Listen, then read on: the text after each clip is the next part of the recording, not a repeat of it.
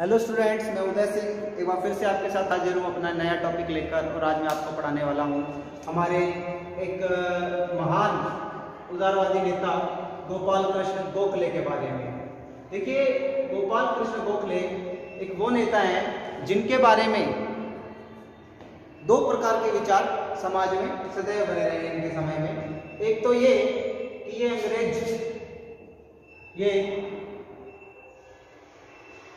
कि ये अंग्रेजों के समर्थक समझते रहे हैं लोग।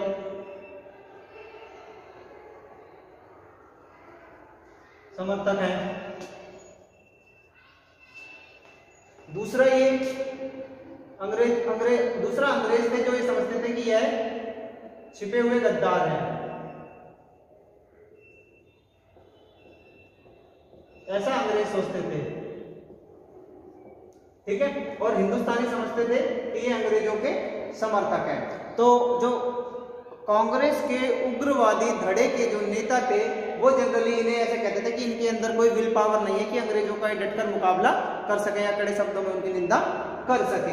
और वहीं अंग्रेज ये भी कहते थे कि ये छिपे हुए गद्दार हैं, ये अंग्रेजों के प्रति नहीं भारतीयों के प्रति ही अंततः ये सहानुभूति रखते हैं। और ये बात सत्य भी थी, ये अंततः भारतीयों के प्रति ही सहानुभूति रखते थे। मगर इनकी जो क्रियाकलाप थे वह तिलक की तरह खतरनाक ना होकर, उग्र ना होकर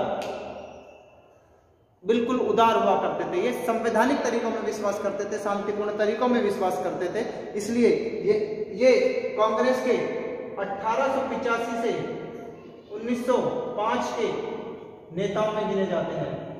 ये काल जो कांग्रेस का जो एक काल है, ये उदारवादियों का काल माना जाता है। उदारवादियों का काल माना जाता है। 1885 से लेकर 1905 तक का काल उदारवादियों का काल माना जाता है।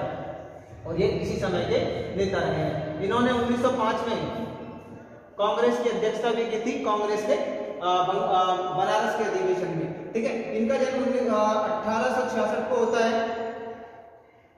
1866 को इनका जन्म होता है और 1915 में इनकी मृत्यु हो जाती है। कोल्हापुर में ये पैदा होते हैं। बनारस में कांग्रेस की इन्होंने अध्यक्षता 1905 में की थी। और इनका एक सेवक भारत सेवक समाज नामक संघ की स्थापना की थी इन्होंने 1905 में। ये इंपॉर्टेंट फैक्ट है, याद रखना। भारत सेवक समाज की स्थापना गोपाल कृष्ण रॉय ने 1905 में की, जिसका उद्देश्य राजनीति का आध्यात्मिकरण करना और देश को समर्पित व्यक्ति थे, उन व्यक्तियों का एक समूह तैयार करना, ठीक है। भारत सेवक समाज की स्थापना का उद्देश्य था 1905 में ये स्थापना करी, भारत सेवक समाज की स्थापना करी।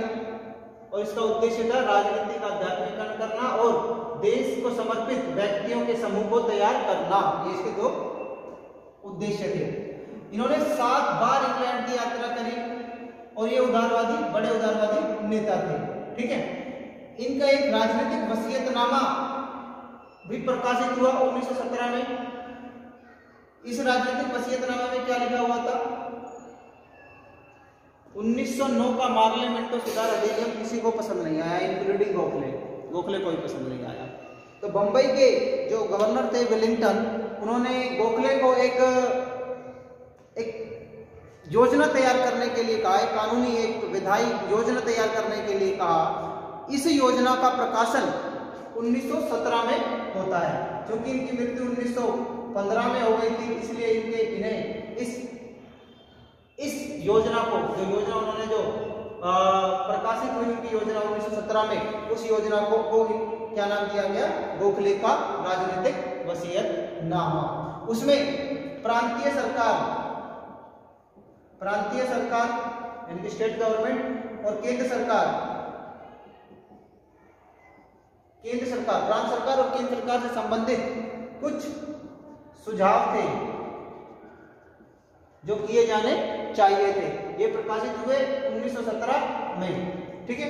लेकिन इनकी मृत्यु 1915 में हो गई थी, इसलिए इन्हें राजनीतिक वसीयतनामा ही कहा गया गोखले का। अब हम बात कर लेते हैं इनके राजनीतिक और आर्थिक विचारों के बारे में।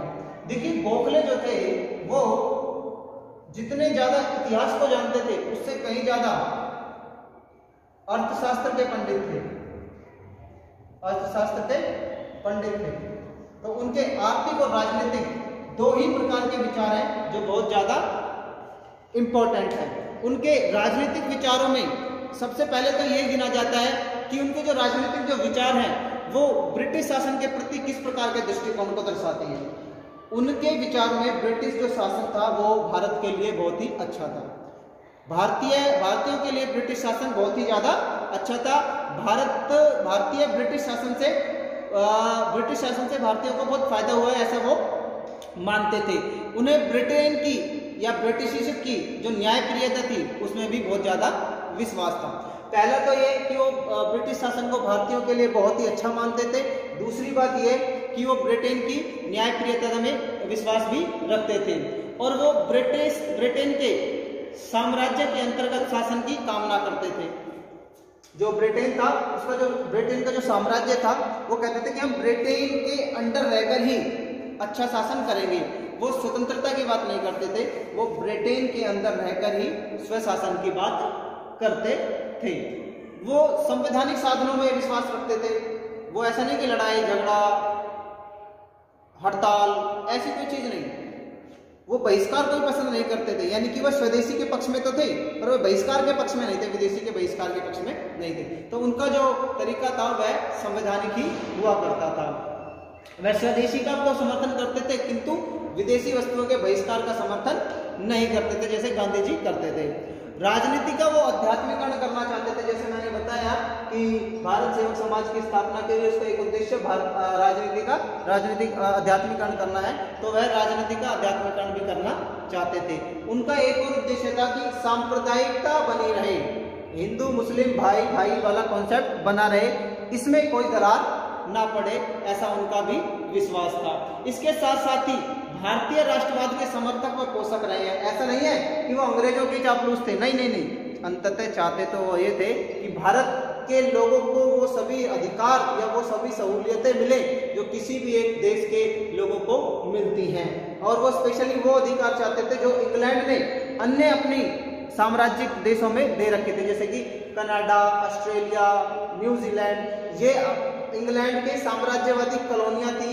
जैसे भारत था, कहते कि वहां पर जो अधिनियम की स्थिति है, डोमिनियन की स्थिति है, वही स्थिति भारत को भी दी जानी चाहिए। व्यक्ति के अधिकारों व स्वतंत्रता का समर्थन भी करते थे। वो कहते थे कि व्यक्ति को पर्याप्त स्वतंत्रता और अधिकार दिए जाने चाहिए। और वो सत्ता के विकेंद्रीकरण के पक्ष में थे, मतलब सत्ता का डिस्ट्रीब्यूशन होना चाहिए। केंद्रीकरण के वो खिलाफ रहते थे कि सत्ता सारी एक ही जगह दिल्ली में ही या इंग्लैंड में ही केंद्रित ना हो जाए, सारी सत्ता डिस्ट्रीब्यूटेड होनी चाहिए। यानी कि कुछ सत्ता केंद्रों से राज्यों को, राज्य से जिलों को, जिलों से ग्राम पंचायतों तक को मिलनी चाहिए। और ये सत्ता आर्थिक रूप से भी मिलनी चाहिए जिससे कि वो अपने धन खुद अर्जित कर सके और उससे अपना राजनीतिक जीवन जी सके।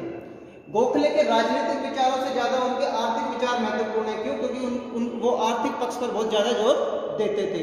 ठीक है, तो भारत के जो सैनिक और प्रशासनिक व्यय है उन्होंने कमी की बात करी है। वो कहते हैं कि भारत का जो सैनिक खर्चा है वो 35% है, जबकि रशिया का भी 21% है और अन्य देशों का बताते हैं वो भी कम है, लेकिन भारत का सबसे ज्यादा है। कहते हैं कि भारत का जो प्रशासनिक और जो सैनिक खर्चा है उसे कम किया जाए और इंडियन अफसरों की भर्ती की जाए जो कि कम वेतन लेते हैं। ब्रिटेन के जो अफसर थे उनको हटाया जाए।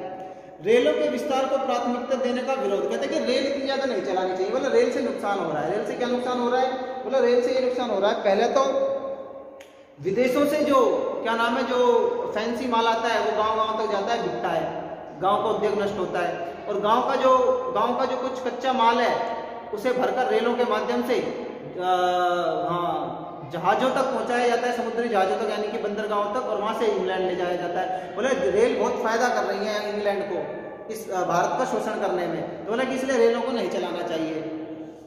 जनता पर करों का बोझ कम करने का विरोध करता है। वो कहता है उन्होंने जो नमक था उसके ऊपर जो कर लगा हुआ था 2.5 रुपए पर मन, उसको भी कम करवा के 98 करवा दिया। ठीक है, और धीरे धीरे बाद में उसे भी समाप्त करवा दिया। तो करों को खत्म करने पर बात करते हैं कि भारतीयों के ऊपर जो कर लगा रखे हैं उन करों का बोझ कम किया जाए या बिल्कुल ही खत्म किए जाए कुछ कर। तो मुक्त व्यापार की नीति के प्रति आशंका और विरोध। वो कहते हैं कि भैया जो अगर आप मुक्त व्यापार करवाओगे तो भारत के जो धंधे हैं वो चौपट हो जाएंगे। क्यों? क्योंकि वो उस कंडीशन में नहीं है कि कंपटीशन कर लें इंग्लैंड के साथ। तो बोला कि भारतीय उद्योग धंधों को भी संरक्षण दिया जाना चाहिए, इसके लिए मुक्त व्यापार की पॉलिसी को सोच समझकर लागू किया जाना चाहिए। ग्रामीण ऋण के प्रति चिंता। भाई ग्रामीण कहाँ से ऋण लेते थे? अपनी जमीनों को साहूकारों के पास रखकर जमीनों के से ऋण लेते थे जमीनों के ऊपर, लेकिन साहूकार बहुत महंगे ऋण देता था जिससे उनकी जमीनें साहूकार की हो जाती थी। तो सरकार एक बार एक ऐसा बिल भी लेके आई कि वो जो कृषक हैं वो गिरवी ना रख सके अपनी जमीन को, लेकिन इससे भी कुछ फायदा नहीं होता और उल्टा तकलीफें बढ़ जाती किसानों की। तो इस बिल का विरोध किया और कहा सरकार को कि ऐसी व्यवस्था की जाए, ऐसी सहकारी समितियां बनाई जाएं जो किसानों की ऋण के क्षेत्र में मदद कर सके और इन साहूकारों के चंगुल से निकला जा सके। औद्योगिक विकास पर बहुत बल देते थे। वो चाहते थे कि भारत का जो औद्योगिक विकास होना चाहिए वो बहुत तीव्र गति से, और इसलिए वो अपील भी करते थे भारत के उद्योगपतियों से कि भारत में औद्योगिक विकास किया जाए और उसमें शिक्षित भारतीय वर्ग को शामिल किया जाए, जिससे एक नया औद्योगिक वर्ग तैयार हो सके और भारत को औद्योगिक लाभ मिल सके। वित्तीय केंद्रीकरण और अन्य सुझाव। मतलब वित्त के जो विकेंद्रीकरण पर बहुत बल देते थे, यानी कि वह कहते हैं कि छोटी संस्था, ग्रामीण जो संस्थाएं हैं, पंचायती राज या जिला स्तर की जो संस्थाएं हैं, उनको भी पर्याप्त वित्तीय स्वायत्तता दी जानी चाहिए, उनको भी पर्याप्त साधन मुहैया कराने चाहिए जिनसे वो अपने वित्तीय आय अर्जित कर सके और अपना शासन स्वयं चला सके। ठीक है, ये उनके कुछ आर्थिक सुधार थे, आर्थिक विचार थे, राजनीतिक विचार थे जिनके बारे में हमें जानना चाहिए। तो ये आई होप आपको गोपाल कृष्ण गोखले समझ आया होगा। बहुत आसान चैप्टर है, ज्यादा कुछ इसमें करने के लिए है नहीं है। तो आज के लिए बस इतना ही काफी है। Thank you.